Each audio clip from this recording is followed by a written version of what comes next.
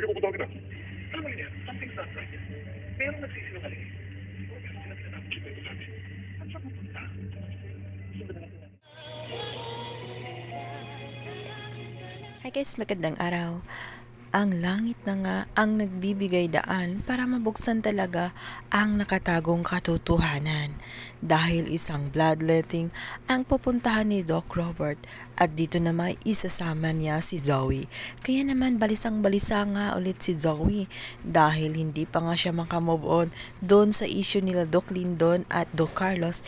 Ngayon naman ay manganganib na naman ang kanyang sekreto sapagkat sa isang bloodletting ay maaaring meron na namang mangyaring hindi maganda. Lalo na at pupunta din si Annalyn sa naturang bloodletting. Dito na kaya magkabistuhan ang lahat dahil malalaman nila na hindi magkamats itong si Zoe at si Dr. Tanyag at magtataka naman ito kung bakit si Annalyn ang kamats ni Dr. Tanyag. O ito na talaga ang pagkakataon na inayantay ng lahat ang malaman ng katotohanan na si Zoe ay hindi anak ni Dr. Tanyag.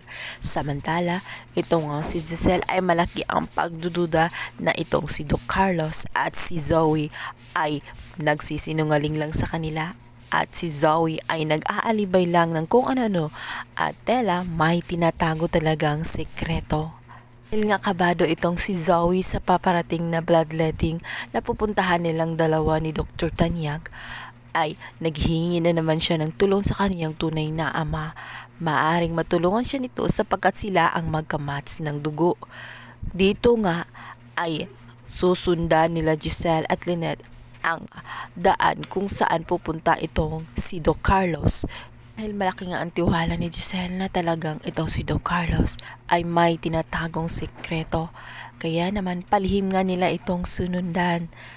Laman na kaya ng dalawa ang mga tinatago nitong si Doc Carlos at Zoe? At mabibisto na nga kaya si Zoe na hindi sila mag-ama nitong si Dr. Tanyag sa pamamagitan ng isang bloodletting? Ito na kaya ang paraan para magkabistuhan ang mag-ama? Sa ating pakaabangan ang napaka-exciting na kaganapan.